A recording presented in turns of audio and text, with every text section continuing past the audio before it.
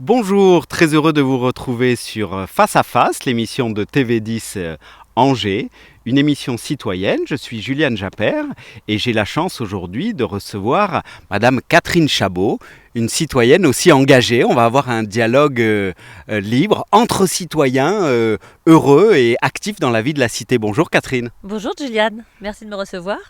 Avec grand plaisir. Alors, je voulais commencer par une anecdote. La semaine dernière, on s'est rencontrés dans le train et à côté de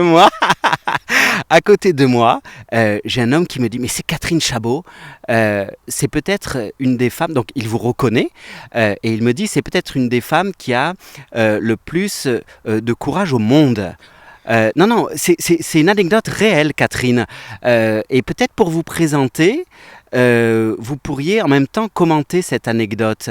Il a fallu énormément de courage pour vos différentes activités sportives et extrasportives. Vous pouvez vous présenter sur le thème du courage? Bon, d'abord, moi j'ai un passé une formation de journaliste, c'est mon premier métier, et j'ai été très tôt passionnée par la mer et la voile. Et le jour où j'ai commencé à faire un peu de compétition, j'ai trouvé ça formidable. Et ça a été aussi un moyen pour moi de naviguer. C'est-à-dire qu'une femme sans marin dans la famille, un père passionné par la mer, hein, malgré tout, il m'avait appris la plongée sous-marine, etc. Pour me donner l'opportunité de naviguer, il a fallu que je monte moi-même mes propres projets. Et donc peut-être si j'ai un courage, c'est celui de réaliser mes rêves, mais pas de partir faire le... J'ai accompli donc... j'ai navigué vraiment pendant 15 ans.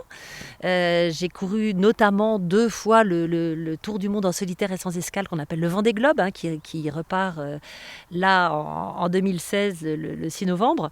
Et oui, je pense peut-être le courage de réaliser mes rêves, mais il y a tellement de femmes qui sont bien plus courageuses que moi dans leur quotidien. Non, j'ai juste eu la chance de... Je pense... Je vais vous dire, je suis rentrée de mon premier Vendée Globe, donc c'était en 96, et ça fait 20 ans hein, cette année, enfin 97 le retour. Et persuadée, comprenant que j'ai vécu une expérience assez formidable. Et je me suis rendu compte que quand on est seul et qu'on n'a pas finalement de moyens d'aller on ne peut pas tirer la sonnette d'alarme si facilement que ça quand on est dans les mers du Sud, quand ça ne va pas.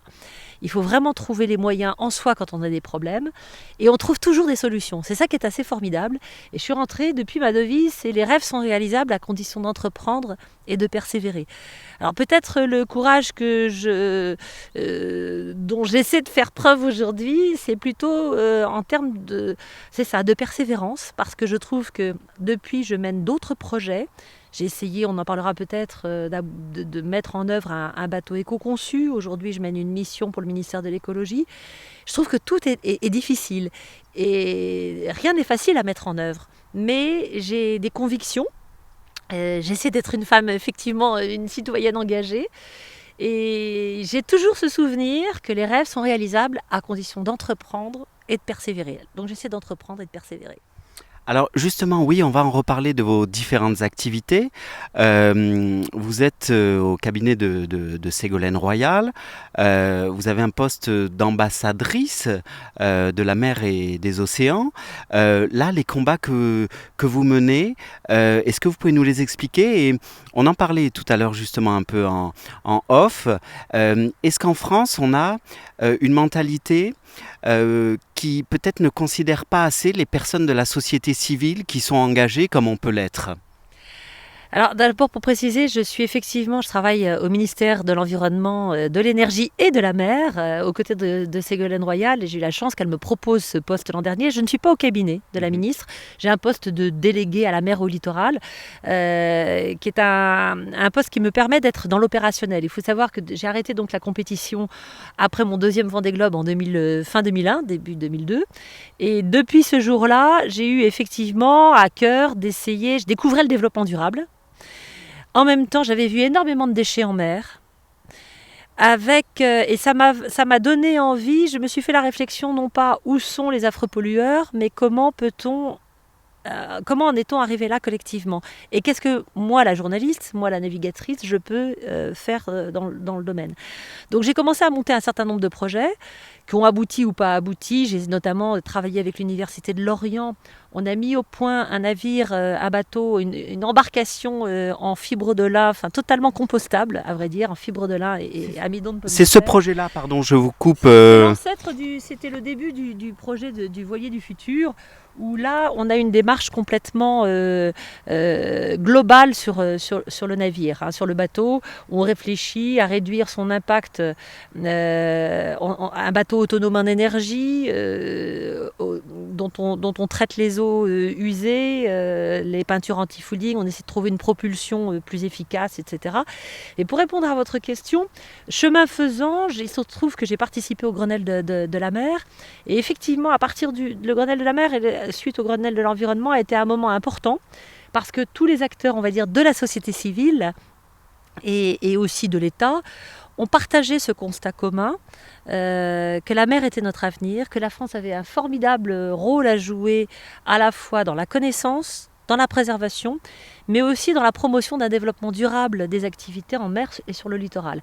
Et aujourd'hui, on va dire que la société civile travaille, avance avec les acteurs de l'État, étatique.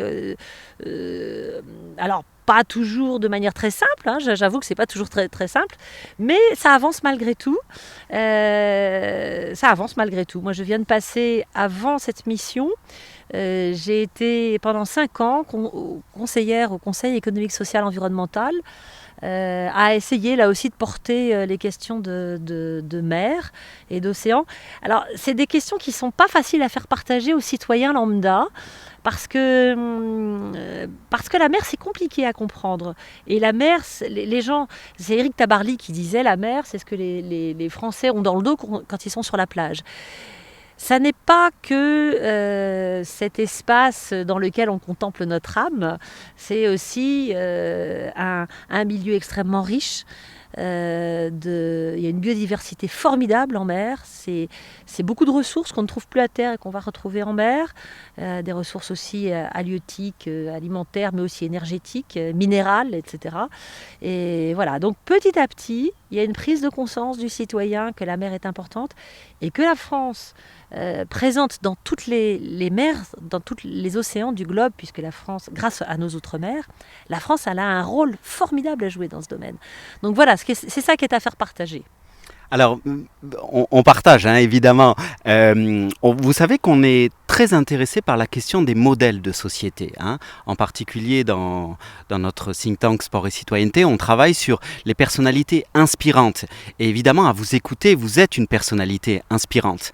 Et puis, on remarque vite, en particulier pour les jeunes filles qui sont à la recherche aussi de modèles de société et de donner du sens à leur vie, qu'il y a ce fameux plafond de verre qui peut exister et que vous incitez à casser avec courage aussi, mais qui existe encore. Est-ce que vous réalisez finalement que vous avez aussi un rôle à jouer dans la société? Je ne veux pas vous mettre la pression, Katrina, mais en tant que femme et en tant que modèle, vous sentez aussi ce plafond de verre et ces difficultés et le message que vous auriez à donner aujourd'hui à ces jeunes filles? Votre discours est magnifique, mais comment le casser, ce plafond de verre? Oui, c'est amusant parce qu'au retour de mes courses, et notamment des Vendée Globe, j'ai entendu, mais je ne suis pas la seule, hein, Isabelle Autissier, Anne Léardé, Hélène MacArthur, Samantha Davis ont toutes entendu ça. Merci pour les femmes. Merci pour les femmes. Alors c'est vrai qu'on n'y allait pas pour être un exemple, mais malgré tout, c'est vrai qu'on a probablement donné envie à des femmes de croire en leurs rêves. C'est cela qu'on a pu entendre. Moi, il y a une chose que j'ai envie d'abord de dire, c'est peut-être aux parents de ces femmes, de ces jeunes filles, de ces enfants, de ces petites filles, parce que je pense qu'il y a un point commun entre nous toutes, c'est que c'est sans doute à la fois l'amour qu'on a reçu de nos parents, la confiance qu'ils nous ont transmise en nous. Je pense qu'il y a un rôle de l'éducation des filles qui est absolument fondamental. Et c'est tout simple. Moi, j'ai l'impression, on est 4 enfants dans la famille, j'ai 2 grands frères et une sœur qui a 1 an de moins que moi. Et on n'a pas été éduqués toutes les deux dans une différenciation et en même temps, alors d'ailleurs peut-être pas assez parce qu'on a mis un certain temps toutes les deux à trouver notre féminité. Il y a peut-être un équilibre aussi à trouver. Mais voilà, et si vous voulez, je crois que mes parents... mon père n'était pas du tout fanat ni de mon métier, de mon choix de faire du journalisme, et au départ un peu inquiet de me voir partir naviguer, mais il a vu que je réalisais mes rêves. Et je pense que nos parents nous ont donné des valeurs. Je pense que ce qui est absolument essentiel pour un individu, mais alors homme ou femme, hein, c'est d'avoir une colonne vertébrale de valeurs. Alors, on vous entend, oui, pardon. Oui, de respect. Moi, je cite toujours les valeurs que portent les sauveteurs en mer, qui sont la responsabilité, le respect, la solidarité. Et ça, mes parents m'ont vraiment transmis ça. Et du coup, effectivement, aujourd'hui, c'est des choses que moi, j'ai envie de transmettre. Alors évidemment, il y a d'abord les jeunes filles ou les jeunes garçons qui n'ont pas eu votre chance, et puis il y a la société qui n'est peut-être pas prête aussi. Et là, je reviens sur le Vendée Globe. On remarque dans le prochain Vendée Globe qu'il n'y a pas une femme. Il n'y a pas une femme qui est engagée dans le prochain Vendée Globe. Alors pourquoi ? On parlait tout à l'heure de Anne Liardet, une navigatrice magnifique, une des meilleures françaises et peut-être même internationales, qui s'est fait en quelque sorte shipper son sponsor par Samantha Davis, qui était peut-être plus bankable, marketing attrayante. Pour les hommes, c'est pas le cas. On se demande pas si le navigateur il a une belle gueule ou il l'a pas, ou il a tel comportement. Même dans votre univers, on a l'impression qu'il y a encore du chemin à faire. Oui, la voile évolue pour cela. Alors, une précision, Samantha n'a pas piqué le sponsor d'Anne Liardet. En plus, je l'aime beaucoup, Samantha Davis, donc c'est pas ce que j'ai voulu dire. Exactement. Je les adore toutes les deux. Et je suis vraiment peinée que Anne, alors qui a couru quand même le Vendée Globe, qui est un marin hors pair, c'est pas normal qu'elle ait ramé à ce point pour trouver un partenaire. Et il est vrai que ces dernières années, la voile évolue. Il y a un moment, Roxy a préféré prendre la petite jeune qui arrivait, qui était fraîche, etc. Mais je sais qu'elle n'est pas allée piquer. Malgré tout, c'est comme ça que ça s'est passé. Et ce qui évolue, ce qui est dommage, c'est que la voile est porteuse de valeurs. Hein, vous qui, sport et citoyenneté, vous connaissez bien le sujet. La voile est vraiment porteuse de valeurs, et aujourd'hui, il ne faut pas qu'elle soit dénaturée. Je pense que ce que vont chercher jusque-là, ce qu'allaient chercher les partenaires, les potentiels des coureurs, c'est effectivement un ambassadeur qui incarne des valeurs dans lesquelles leur entreprise a envie de se reconnaître. Ça reste vrai, hein, quand ils choisissent Samantha Davis, c'est une femme qui porte aussi des valeurs. Mais malgré tout, un personnage comme Anne Liardet, elle est un peu plus âgée, certes, mais c'est une femme qui rayonne aussi, qui est aussi porteuse de valeur. C'est l'évolution de la société. Effectivement, c'est un peu dommage. Alors, pour répondre à la question pourquoi il n'y a peut-être pas de femmes là au Vendée Globe cette année, peut-être, à mon avis, que d'abord les bateaux sont devenus extrêmement physiques. C'est pas pour ça qu'il y en a pas, hein, mais malgré tout, c'est pas des bateaux très amusants. Il y a des femmes qui aujourd'hui courent sur d'autres supports. Il y a toute une jeune génération qui arrive, mais plutôt dans la course, dans la régate, dans la régate olympique. Que l'on verra bientôt alors au Vendée Globe. Oui, je pense que la prochaine édition, on en verra certainement. Des filles comme Isabelle Joschke, elle est plutôt sur un autre support en ce moment. Jeanne Grégoire, qui est jeune maman aussi. Alors peut-être qu'elle a fait le choix de ne pas partir, je crois pas, mais voilà. Et puis bon, Samantha n'est pas au départ parce que c'est la mère de l'enfant qu'elle a eu avec Romain Attanasio, et c'est Romain Attanasio qui part ce coup-ci. Et sur mon ancien bateau, alors je vous cache pas que je suis assez sensible. Ça va être forcément mon favori cette année. Merci. Une dernière question sur ce lieu ici. On est à Beaucouzé, à Angers, dans un lieu magnifique. Et vous êtes en harmonie avec les valeurs que vous défendez. Vous êtes une ambassadrice éco-citoyenne. Si vous aviez un dernier message à faire passer sur cette protection de l'environnement à nos téléspectateurs. D'abord, j'ai beaucoup de chance. Alors, l'amour m'a un peu éloignée de la mer, je ne vous cache pas, donc j'ai pas de chance du tout, mais quand même la chance de l'avoir trouvé, on va dire. et beaucoup de chance parce qu'on a découvert ce lieu qui est formidable, qui est aux portes d'Angers. C'est la forêt qui nous a vraiment fait flasher. Je ne vous cache pas que depuis que j'ai parcouru les océans, moi j'ai vraiment besoin des grands espaces. Je pourrais plus habiter en ville, y compris dans cette formidable ville d'Angers que j'aime bien, que j'aime. Mais j'ai besoin d'être dans la nature, au contact de la nature. Et si j'ai un conseil à donner, j'invite les gens où ils peuvent à se connecter avec la nature. Parce que c'est ça qui, forcément, donne envie de préserver, de mieux connaître.